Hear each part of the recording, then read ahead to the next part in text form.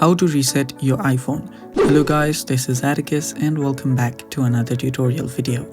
In today's video, I'll teach you guys how you can reset your iPhone. So without any further ado, let's dive right into it.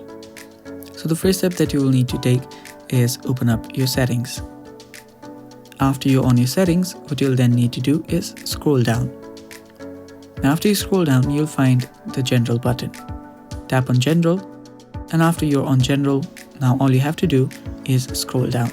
So scroll down, and after you scroll down for a bit, you will find an option that says Transfer or Reset iPhone.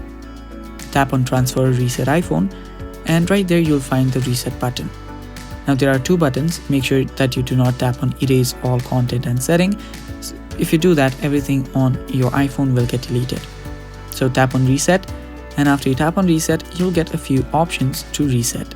So if you want to reset everything, tap on Reset All Settings.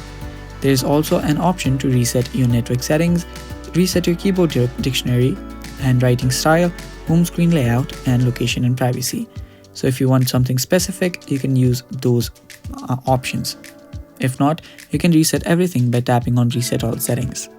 And that's how you do it, guys. And thanks for watching. That's all for today's video. Stay tuned for more, and bye-bye.